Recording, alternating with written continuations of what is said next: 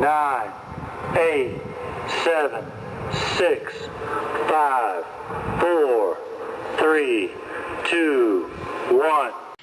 Welcome back to Deconstructing DJG. I am DJG, and I am here with Cam and David, and we are getting into episode 2 of Maryology. David, take it away. Maui is what brings us together today. We're going to discuss why Mary wears blue, the strangeness of her journey to visit Elizabeth, and the connection to celebrity jewelry. Also, Mary's devotional title of the Ark of the Covenant. Wait, she's the Ark of the Covenant? Oh, that's the one you think is so surprising. Let's stop and go back a little bit. Noel, you may know this more or less. When the Ark of the Covenant, in the Old Testament, the Ark of the Covenant was captured, and then King David brought it back, and it hung out in this place, and then that place, and then it had its travels, right? Didn't some guy touch it and die at some point? Correct. And then it's multiple people. And then it got stolen, and the guys who stole it didn't die. So, and what was in the Ark of the Covenant? The scrolls, the Torah scrolls, the I law. It was the stone tablets. 3 items. The vestments, and the breastplate or whatever that the high priest wore. Yes, and Aaron's staff. That was Aaron's staff. That's right. And what's the third part? What's the third thing? Isn't that Moses' staff? Manna. Wait, it does? Okay, so except that I thought the manna disappeared every morning. The very last dose of manna was put into the ark. So, and the glory of the Lord was always over the ark. Yes. Right? Okay. And the other question, Noel, what in Ezra and Nehemiah and Malachi, what was so embarrassing and so scandalous about the temple?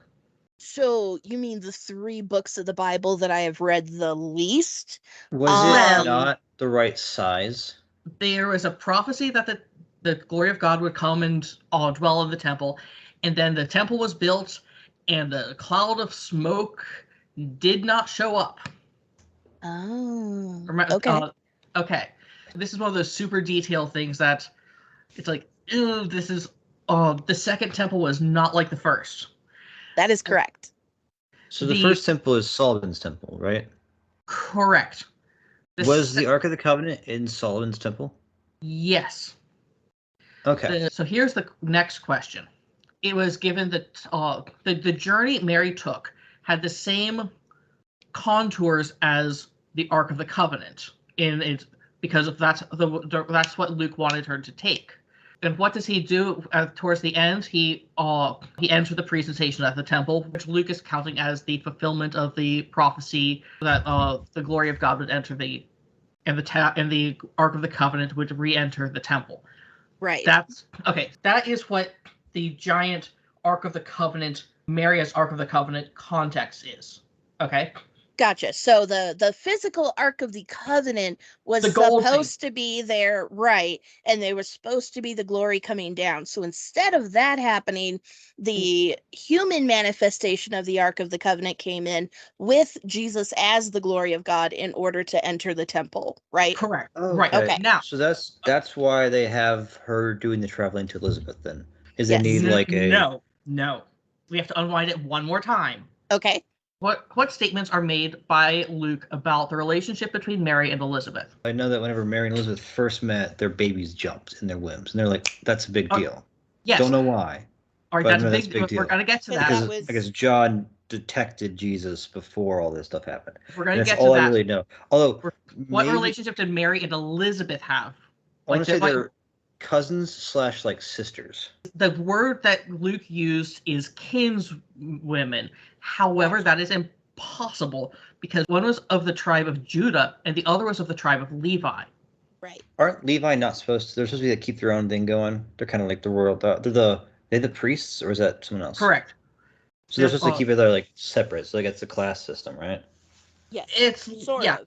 It's tribal. Yes. Sure. There have been people who try and make explanations for how they're actually cousins or whatever, but nonsense. It doesn't work. I mean, they're related in the sense that all Jewish people are related.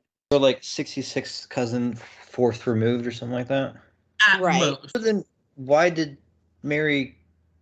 was she visiting Elizabeth in the first place if they're not related? One of the facts that all 4 Gospels have in common is in the early part of the Gospel is John the Baptist. Is that Jesus was a disciple of John the Baptist. And because this was well known and embarrassing. And they have to figure out how to make, all the Gospel writers have to figure out how to deal with this well-known, embarrassing fact. And so why is it embarrassing because John the Baptist is like a wild man kind of guy? No, because John the Baptist was the spiritual master of Jesus. He was the teacher. And and so you can't have the Son of God being having someone be their teacher. Correct. Gotcha. And so John does this by saying that God sent John to point to him. Okay. Matthew does it by having John the Baptist doubt in the last moments. Luke does it by saying, hey, I've got all these prophecies that I have to fulfill in quick succession. And I also need to have John the Baptist acknowledge Jesus as the Messiah, be given the warrant for his authority from the divine source. Gabriel's going to deliver the warranty for Jesus' authority. Then quickly, Mary is going to go a 4-day journey to Elizabeth and spend a couple months with her, have this amazing scene, and then she's got to go right back home so that she can give birth in where she needs to give birth in order to fulfill this other prophecy. But wouldn't she have to wait a while after Gabriel did the thing to meet Elizabeth? Because otherwise you don't have much of a baby left there to do the whole jumping thing. I mean, it's very wibbly wobbly, timey wimey. Like this is. So I'm saying, for a baby to kick in the womb, it needs to be like, I don't know, at least however many months old, right? Like a you know, I imagine a 4-week baby. 3 months, 4 months, something like that. Here's a plausible timeline. Okay. Plausible. There's the other element. Elizabeth's husband, Zachariah, is of a priest and a female petitioner looking for a baby, except in this case, he is struck mute. Did all this happen in the Gospels, or was it? Yes. This is all gospel. I could have swore the whole Zechariah thing wasn't gospel. It was like some other thing. I mean, Zechariah is also a book in the Old Testament, but there are stories of Zechariah. That's what happened there. It was like Zechariah had the whole like wanted a kid, couldn't have one, doubted, got muted, and then had the kid. This is a repetition with a difference of the story. Is this the Abraham thing? No, this is because he's like he's wanting a kid and then doubts, but instead of having a kid with a concubine, he just this is the story of Hannah and Eli. I want to say. I don't remember them having like trying and then doubting a kid. Doubting. I don't remember. No, this is not about doubt. It's not about doubt. Zechariah doubts God and gets muted, so it's not like part of the whole. No, this is not what that's about. Zechariah doubts, but it's more of Zechariah doubts. Eli, who he's modeled after in the story, gives horrific advice, and so Luke mutes Zechariah so that he can't give bad advice, which I think is kind of the best thing that Luke ever does. You wind up with this scene where Zechariah is in the house with 2 women unable to talk, and they're doing their thing for, like, Mary arrives. She's traveled 4 days, and she arrives a couple months pregnant and is helping about the house there for a couple of months. Elizabeth gives birth. Mary leaves immediately after giving birth and returns home in order to give birth where she needs to give birth for a prophecy. This is, of course, absurd. 1, Luke is just moving people around for narrative effect. You can tell that. All right. 2, no human woman would do this. I mean, people are crazy. No, what I mean is imagine back in the day they're crazier. No, what I mean is no human woman would help around the house for 3 months, wait for their friend to give birth, and immediately dip. People are crazy. I mean, Mary sounds like a very special person to me. Right? Some people are just kind of self-obsessed, and they're like, yeah, I want to help out with the baby and everything. But then, scared of kids. As soon as the baby's born and it's very noisy and she can't get a good night's sleep, then she's like, yep, I'm going to dip home. That makes sense to me. Babies, babies oh my gosh, are nasty. Are we going to say that Mary is the greatest of all Insta moms? Yeah. She hates kids until it's hers. In a similar sense, Carissa likes to have birth parties, and she'll have like a dozen or so of her friends come over to watch her labor and give birth in their living room. The children, I'm not even fucking kidding, the children serve hors d'oeuvres while this is going on. And then as soon as the baby is born, everybody takes off. So she makes this big production out of it, has all these people over, and then they don't stick around to help out with the baby after it's born. There's precedence here. There's precedence here. So they're doing it biblically, man. Slightly unrelated, but like, is Zechariah rich? He's well connected. He's well connected. Yeah. It's entirely possible that like Mary was like, they got maids, I want to get out of their way, and then she just left. He is well connected, and he is at least not poor. He has he might not be, like, if he were a temple priest, that would be rich. But if he's simply a priest in the hill country, then he is not poor. He is. Like, could he afford a maid or servants? Quite possibly. It was super duper common. He could at least afford one or two probably. Not like Mary. Mary sounds like, based off the Carissa example, like I wouldn't call it rational, but possible human being. Okay, so that's still hilarious, though. What is Luke trying to say with this journey, and how is she kept safe from? Because a single woman who has a suspicious pregnancy going immediately on a 4-day journey alone, because it never says that she joined a caravan or went with Joseph. Noelle, what would this say about her when it was found out that she went on a 4-day journey alone as a woman? What would be the rumor? I mean, it'd be kind of like one of those things in the Victorian era when women would go away to stay with their aunt for a few months and then come back with a kid, or mysteriously come back thinner than they left. Or all the suspicions about the parentage would be confirmed. Yes. Like, absolutely. Such a loose woman. Everyone knows. Okay. I was more suicidal, honestly, just considering like going traveling by yourself and like. Were the ancient times, was that like a common thing? How safe was traveling back then?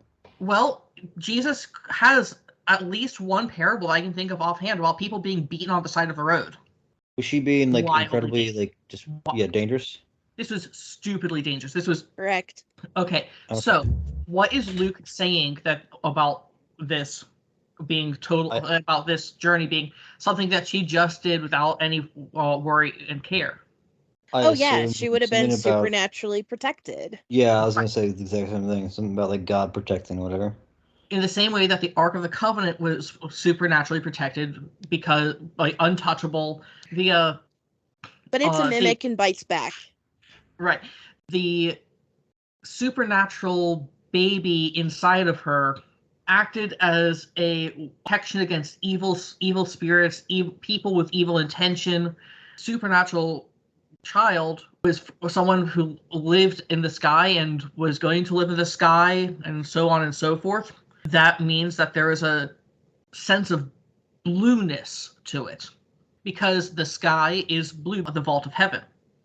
I mean, that makes sense. Okay. And so she is protected by that power. She's protected by the color blue? Well, no, but she's protected by something, and it's kind of like how, different colors have different connotations, and so that connotation of safety is physically represented by the color blue.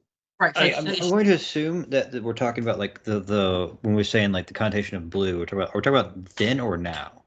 Or like yes, Catholic like, sin? No, we're talking about back then.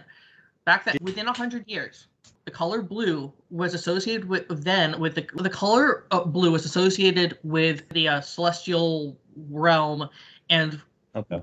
And then her being protected in particular made it so that she was associated with the color blue. Okay. Gotcha.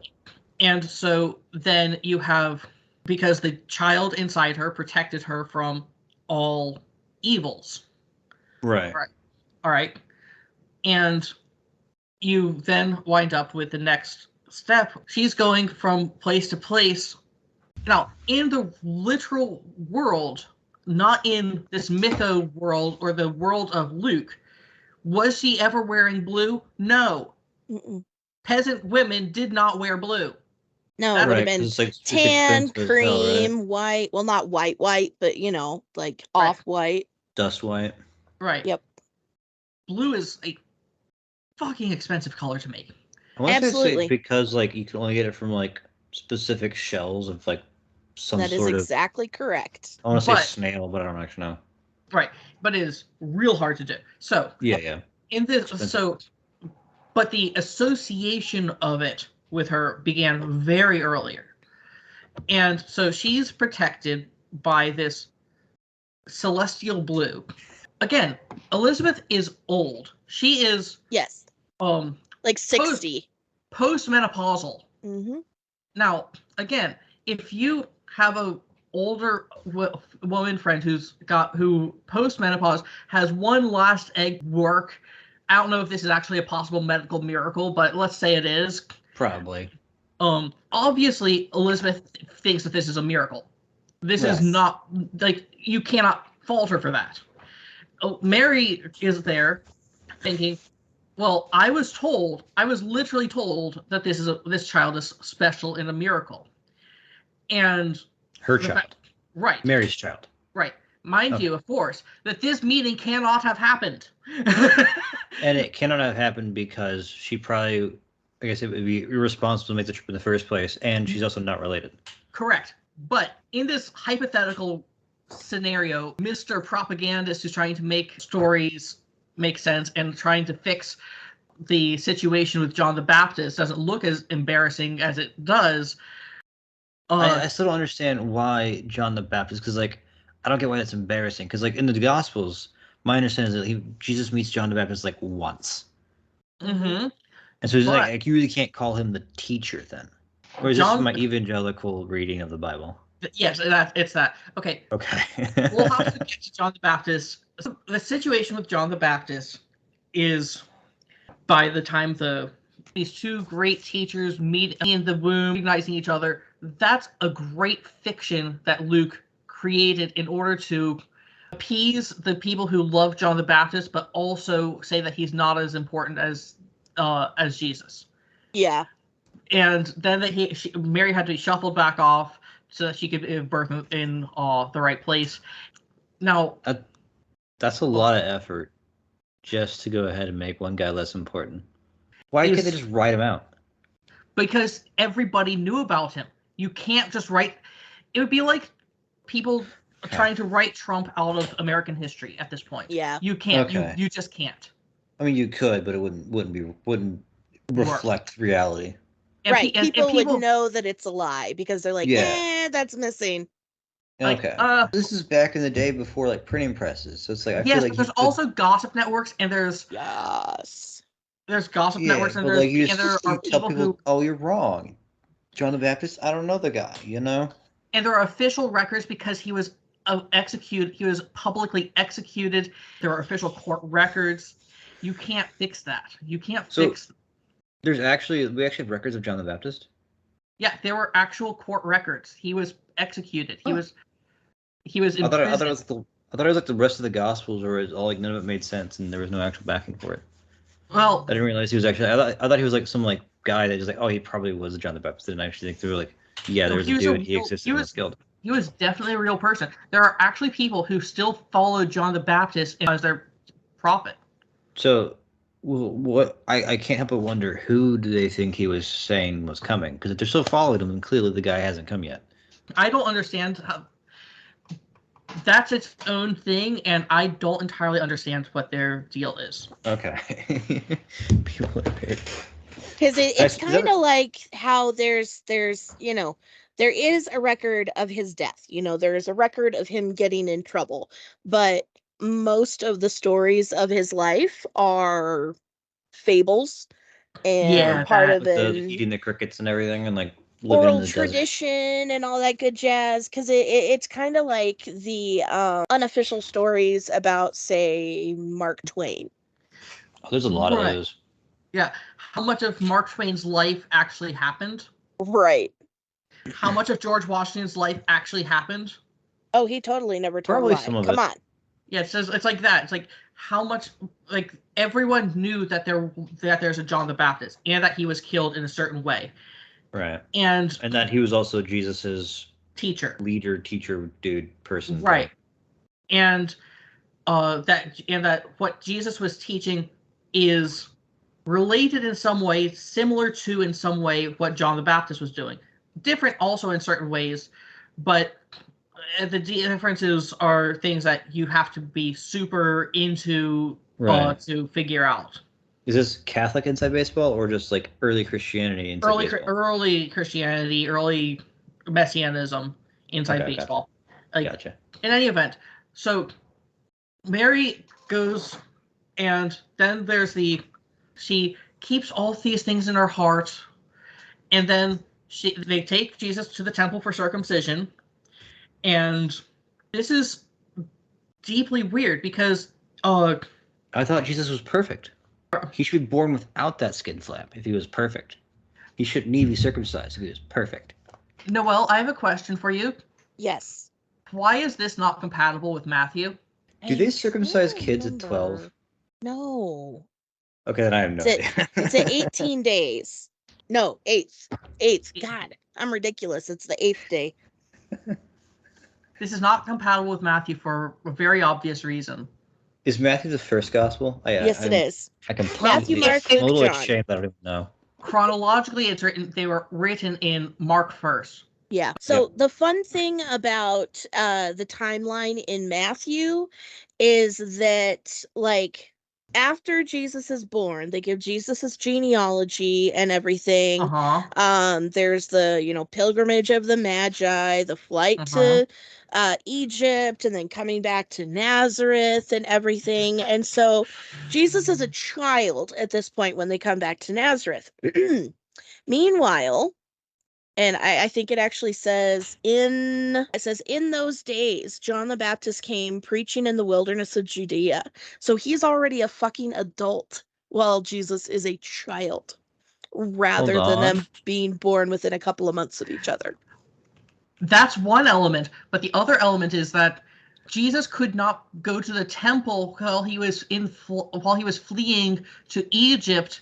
He could not go to the temple to be circumcised while he was fleeing to Egypt. That's true. The other element that's messy is you did not go to the temple for a circumcision. You did that at home. You did that at home, and you might have the village Levite do it, but you might just do it yourself. Correct. They didn't have official mohels at that point. It's nonsense to imagine taking a month's journey or a 2-week journey or whatever to go to the temple. That's nonsense. And if it's a 2-week journey, the child is no longer being circumcised on the 8th day. This is Luke, who is taking reports from people and putting them together in a way that will please the educated Roman elite and Greek elite. He's creating fanfic, basically. Yeah. He's putting together a narrative that makes everything seem a certain way, but it makes no goddamn sense. No. Well, it's only because you're thinking with the mind that you got to go ahead and think with the heavenly mind, Think with God's mind. Think of it like things are beyond the ineffable nature of God. Time. Come on. It works if people can teleport. God can teleport. So they're going to the temple, not in order to actually have him circumcised there, but so that the glory of God can enter the temple. to fulfill a prophecy. It has nothing to do with anything that could actually happen in a reasonable time frame for a circumcision. That's not. This is one of the reasons why Jewish people say that Jesus did not actually fulfill prophecies. But like the idea of he entered in the glory of the Lord and the blah blah blah. The Ark of the Covenant entered in the glory of the. No, this can't be. Mary next pops up in Luke with they go to the temple again when he's 12, and Jesus decides that he's gonna be a theology bro with the rabbis. Oh, yeah, and when you bro out in theology, it's just so bro-alicious. Yeah, he's gonna argue with all the rabbis because he's such a precocious child. Now, I will say though, it is a very culturally plausible, accurate thing to say that a young Jewish man would argue with the rabbis and all that. Like that's what they do. Now that we've seen that Luke makes shit up. Wait! I just noticed something. Huh? So, okay, when the 8 days were accomplished for the circumcising of the child, they did the circumcision, named him Jesus, blah, blah, blah. And then they say, and when the days of her purification were accomplished, they brought him to Jerusalem. Purification after birth of a baby boy is 40 days. Basically, the mother is unclean for 40 days? That's correct. If you give birth to a girl, it's 80 days. It's longer, because of course. Of course. So he's circumcised in the temple, and then she's purified and then brought to Jerusalem, and then he's brought to Jerusalem. Yeah. That Jesus was a childhood alcoholic then? So the next step is doesn't know. Remember when I talked about how the difficulty between the relationship between chosen family and biological family? Yes. Yeah. That whole conflict is, you're my bio family, this is my chosen family. I am choosing, this is my father. You are not my father. Which is I am in my father's house. Why would you not know that I was in my father's house? You, Joseph, are not my dad. You're not my dad. Didn't at some point he actually disavow his mother too? In Mark, yeah. This is some wildly obnoxious shit to say. Yeah. Especially at, was this before he was 13 or after? Yeah, it was before he was 13. So yeah, that's some wildly obnoxious shit to say. Yeah. When he got back to his home, it is very likely that Joseph beat the shit out of him. No. But so is this in any way going into the whole like Jesus never broke a bone or until he got on the cross? But he's from a world where you were beaten if you as part of going from the soft spoiled child world to the rough manly world. Bro world. Yeah. Right. Bro. And so was a broken bone like considered I'm just kind of curious how detrimental that was. I guess obviously depending on the bone, but like they didn't have any way to like fix those things easily, right? They should let them grow back together and like there's a reason why there are so many stories of the crippled, the lame in the Bible being miracles. That just makes sense. Or if someone breaks a bone, they're done. They are beggars for the rest of their life. Unless they can have family members tend to them for the months it takes to heal a bone, and then once it's healed, get themselves into physical condition to work again without putting their family into debt. You know how we've talked about James Dobson and Bill Gothard, and they talk about wanting to make sure that you put the corporal punishment alongside loving acts? In the Talmud, it says, a child, disciple him with the left hand and draw him closer with the right hand. So that actually says that the disciplinary measures must be accompanied by expressions of warmth and love as well. That implies, though, you're supposed to punish them less because your left hand is weaker than the right. Right. That's a good point. Right. I don't know. I'm just... The left hand is the hand that's used for pooping, for wiping poop. That's it's the sinister hand. Yes, the hand for wiping poop, while the right hand is used for public, like shaking hands. Mary in that story is the one who talks to Jesus about in this situation, and he, in response to her, tells her, says that Joseph isn't my real dad, and this puts a very strange spin on the familial structure that she's supposed to have. Now, again, she's the Ark of the Covenant. What do celebrities always crave? They crave privacy? the adoration of their fans. That too? Yes, to both of you. Now, one of the interesting things about these stories is that Mary is always portrayed as being very private, but we're given this very, very far too much of a view into her life. Like, these are very private moments that we are given a view into. This very private individual whose color is blue because she has a divine being in her. And she can teleport. Right. She's got fast travel on lock. She has waypoints. She really does. Something that people very quickly intuited was that wearing blue as a protection against evil. Yeah. And this developed into a whole jewelry thing. Some people just wore blue earrings. Some people wore a blue ring or bracelets. The most developed version of this is the evil eye jewelry, which is meant to ward off the evil eye, not meant to inflict it. Right. The thing is that you're not supposed to show that you're wearing it. You're supposed to wear it under. It's supposed to be a hidden jewelry. And celebrities wear this kind of talisman. Back in the day, sight was seen as not as a result of the light hitting something and then bouncing in. It was seen as sight rays going out. Okay? Right. The eye emitted its own way to see. Right. And then... How do they explain darkness with that, then? Just like light eye ray blocking stuff? No. If you were in darkness, it's because your eyes sent out darkness.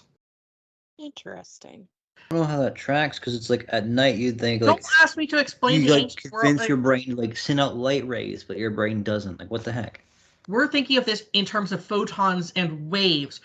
True. I'm talking about spiritual light and spiritual darkness. One of the letter writers talks about we are people of the day, people of the light, not people of the night and the darkness. He's talking about our eye beams are all light beams, not dark beams. We have the better eye beams. Right. So there's Superman, and the other guy is what's the guy from X-Men who's got the eye beams? Cyclops. Yeah. So you've got the good eye beams all the time. It's the good spiritual eye beams. We're not going to hex each other by looking at each other. And so someone else might hex, and that's why you would have a talisman to protect against that. With as many people looking at a celebrity as they have, with as much exposure as they have through paparazzi and through going to events and so on and so forth, and being perceived right on a global scale, somebody is going to have the evil eye and hex them, and so they need to wear a talisman to protect them. Yeah. Celebrities today do that? Yes. Two come to mind. Is one of them Tom Cruise? No. No. Damn. I would have expected that, actually. He would have been the guy I would have had done that. The two that I have in mind are Kim Kardashian and Angelina Jolie. I mean, they're both pretty interesting people, so I could see them going with that. I am very bad at... Yeah, it was Jennifer Aniston in the second picture. Yeah. Who is that? But they're wearing it wrong because it's on the outside. Is she... I don't know. What movies was she in? Jennifer Aniston? Yeah. She was from Friends. Like, who cares what movie she was in? I haven't watched that. It's fine. Everybody gets really nostalgic about it, but It was kind of homophobic. It was very transphobic. It was pretty racist. There was a lot of classism and other elitism. I love the idea you had about Mary as a Instagram influencer. Doing birthing parties? Like, yeah. No, that's disgusting. That's disgusting. 100%. I hate the fact that is now in my head. I now know that exists. I'm so sorry. So much. Okay, with a full triple virgin birth, where it's before the birth, after the birth, and during the birth. Yep. Oh yeah. Like light passing through glass. Would you be TikTok or Instagram, actually? Facebook. No, I think LinkedIn. Mary, because she was a young mother and everything, I have a feeling it would be TikTok, possibly Instagram, but I'm leaning towards TikTok. I think and all right, and the next question she seems professional. She knows what she wants, and she goes for it. Like LinkedIn. Oh, that's Wedding at Cana. We'll get to what we'll meet LinkedIn Mary in when we do Wedding at Cana. We're meeting TikTok Mary. Which of the Christian female influencers would you be best friends with? I know none of them, honestly. This is a Noelle question. Probably like, I want to say Kelly Havens, not Bethany Beal, but Kristen Baird, because she would be along with some of the more serious ones, not the ones that are just, doing it for the gram. Technically, Mary is a Jew, right? Ooh, so she wouldn't get along with the Christians. Ooh, Abby Shapiro. Oh God! There you go. Oh, I like Classically Abby. Oh, I like it. Let's. That's the one. That's canon. Yeah. So, and Cameron, my question for you is: what parenting book should Joseph read? In which book would he actually read? Because I don't think he was ever really there. So I want to say whatever one involves him like buying cigarettes, not coming back. Because you don't see him anywhere in this thing. He's kind of like the side piece to Mary the entire time. It would probably be To Train Up a Child, because Michael Pearl absolutely did nothing with his kids. It was all Debbie. That works too. And the book that he should read is what? Like to... Oh, fuck. I don't read... I don't read child books. As far as like child exactly. Books.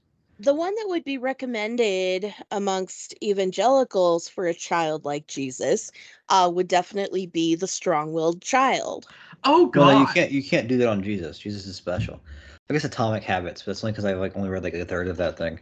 Ooh. But it's the only book I've read recently. I don't read books. I watch stuff.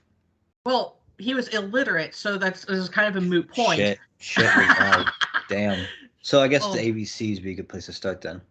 Although he's Greek. No, he's not even Greek. He's Hebrew. So he's got an entirely different alphabet. I don't even know what alphabet they... Do they still use the Latin? No. No, they wouldn't. No, it's an alphabet. Yeah, I don't know what their alphabet's called. It's called the alphabet. Okay, that sounds like you're saying alphabet wrong. No, because the first two letters are Aleph and Bet.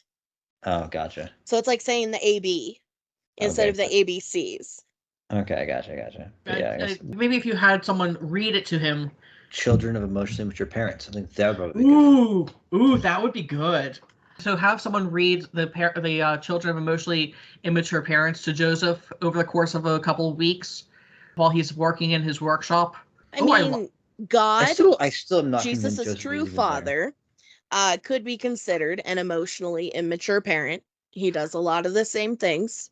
I still am not convinced Joseph is even there. Like, I don't think he actually exists after when he was like 11 in the temple. I think he just kind of disappears. You know, very possible. Well, Jesus like Thanos snapped his fingers and he just kind of like turned into dust and floated away. Well, after being told, "Hey, you're not my real dad," did he stick around? Thanos snapped him. Oh my God. Well, no, Joseph was like, "Well, you don't think I'm your real dad? I'm out." Did that happen, or did he go back to Jesus and beat him into being a tough enough man to be able to do the crucifixion in order to enough to be recognized as a badass? I'm talking about the literary device. I don't know. I think he's got the implied like the implication is, oh, he said this kid's gonna get beat, and then that shows up later in him doing the crucifixion in an impressive way. I don't know how you get crucified impressively, but not screaming and hollering and making a scene of yourself. Yeah. I mean, the guys behind him didn't, so it's like clearly there's at least a group of people who are good at being crucified. That's true. That's true. Well, they were revolutionaries, and that's Jesus is revolutionary. It fits. It fits. The Gospel of Luke is a flim-flam job. Once you start poking at it and pulling at its strings, the Gospel of Mark, you can go, okay, you're telling a relatively straightforward story. There's some little oddities here and there, but you're telling a straightforward enough story.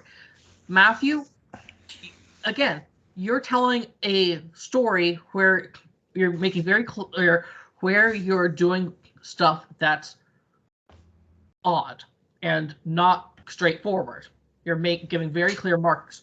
John, everyone can tell this is straight from outer space. Luke it's just a flim-flam.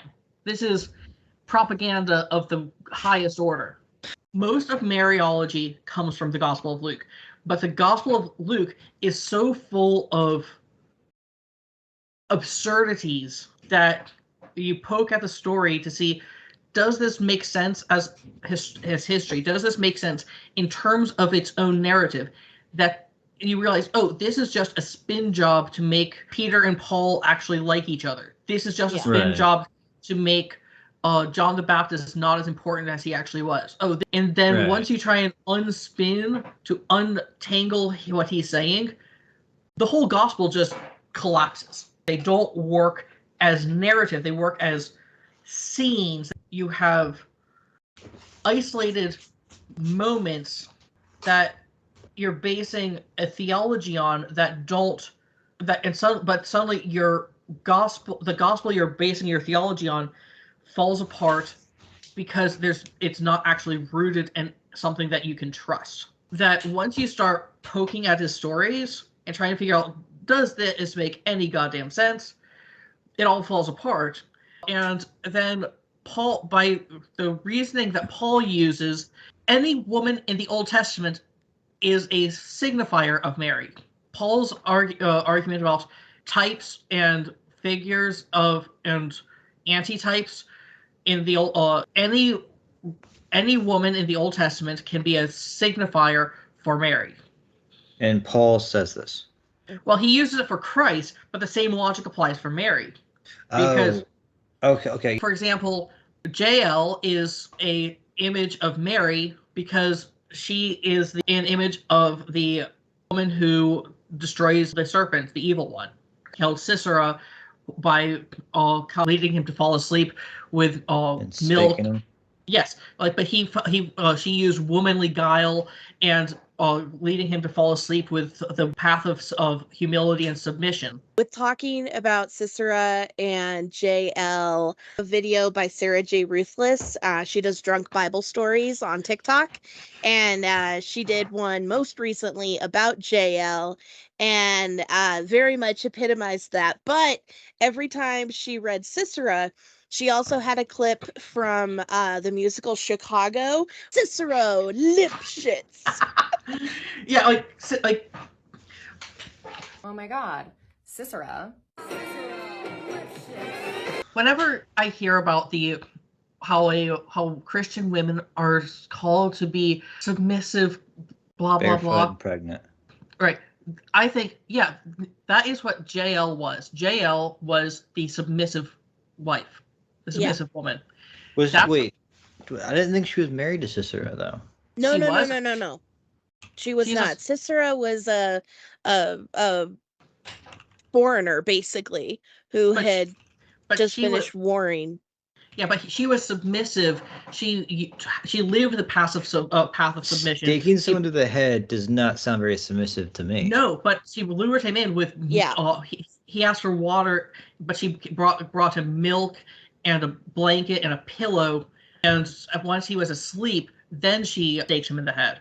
Correct. But if she just staked him in the head in the beginning, she couldn't What's do the that difference? because she's not strong enough to do that. Only by being submissive and gentle and letting him rest could she do that. You must be submissive, and then you stick him in the head. Think of it this way. So she was submissive in two different ways. First, she was submissive, at least acting submissive, to Sisera in order to lure him into her tent and get him to fall asleep. And then she was submissive to the request of her Deborah. So she was doing the bidding of Queen Deborah and being submissive to the ruler while also using a facade of submission in order to make that happen. Did you just get your ass kicked? Oh my God, I did. Can I stay with you for a minute? And she's like, oh my God, baby, of course you can. Come into my tent. The Talmud says, Sisera is so sweaty and so dirty. When Yael opens up her tent flaps all the way. Hey there, stranger. Need a place to put that sword for the night? But I don't have anything I can give you. Oh, I'm sure we'll think of something. Want to come in my tent? Oh, I'm gonna come in your tent. I'm gonna come in your tent real hard. Why don't you stop talking about it and just do it already? Okay, but you gotta promise. If anyone comes by asking if there's a man inside your tent, I'll tell them there's no man here. Just a little baby boy. Because that's what you are, aren't you? Just a dirty little baby boy. Just a dirty, thirsty little baby. Does baby want some milk? Yes, please, mommy. And then she ran into his sword. She ran into his sword 7 times. He had it coming. After fucking Sisera to sleep, Yael gets out of bed, grabs a tent peg, a hammer, then pegs him to death. Wait, so Jael's not even a Hebrew then? No. She is. No, she wasn't. She was part of like a tribe that was allied to. Yeah. There's an idea that Mary is like Jael is an image of Mary because she lived the path of submission and destroyed an enemy of the people of Israel. So, what does that mean that she's she represents Mary or whatever it is, or does Mary represent her? Like, I'm confused why it matters if there's like Mary out in the Bible elsewhere. It only matters devotionally for pretty much Catholics. Among the Protestant evangelical theology and whatnot, it does not matter. And so therefore to you and I, and looking at our backgrounds, it makes no fucking sense. It has absolutely nothing to do with anything at all. But it is part of the devotional theology that gets built into Catholicism. It's the same pattern of logic of Adam is a type of Christ. That's straight out of Paul. If that logic can be applied to Christ, the same logic can be applied to Mary because she is his mother. Oh, okay. So it's not Paul saying this. It's just like he lays out the logic, and the same logic can be applied to her. Gotcha. And he talks about Mary being the bride of, or the church being the bride of Christ. That the cross, Mary is the image of the church. She's given to John as the representative of the church. He's the leader. So she's the stand-in for the bride, basically. Correct. So she's mother and bride. Now I kind of get why Catholics do what they kind of do. They're just very, very strange. As I have said before, there is no limit. The limit of Catholic strangeness does not exist. I was thinking it was kind of like evangelical, where it's just like do whatever the fuck you want, but like the fact there's actually rules behind this is just kind of weird. There is a logic behind Catholic strangeness. It is all tied to biblical stuff. It's just that most Catholics don't know the logic and think that you can just make it up. Okay, is there logic behind evangelicalism? I guess there is technically, but usually it starts with one guy having a wild idea and being like, the Bible says so, cherry picking, and then going from there. Yes. It sounds like Catholics doing something similar, but like a little less cherry picking and more just like reading way too far into it. I would love to do something where I read a passage from Origen, who will take like a line of scripture and then write a treatise on one sentence. What? So you're saying you just like you take one piece of scripture and then you just go ahead and just like read as far into that thing as you possibly can. I mean, that's how we got rapture theology. Yeah, the thing about Catholicism is that you have 2,000 years of masters, bishops, like learned bishops, learned theologians, who all develop their own ways of reading that are either approved, endorsed, accepted, but even you can have multiple that are official that are incompatible, and some that are approved that are incompatible. You can go full hog into one, or you can take bits and bobs of this and that. So Catholicism is like a class-based system. I can spec into this class over here, but like obviously that removes my ability to spec into this class because they're not compatible. Yes, or I can just absolutely. kind of do like a generalist class that can like uses all of it. Most Catholics in the pew simply go devotional. Like they don't do any thought. They just do. I'm going to say my rosary. I'm going to say the Hail Marys and all that.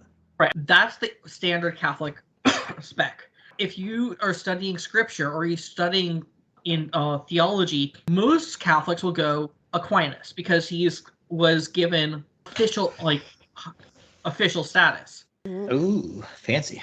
Some will go Alphonsus Liguori because he was given official status. Oh, I totally forgot to talk about the Magnificat. Is that the thing at Disney?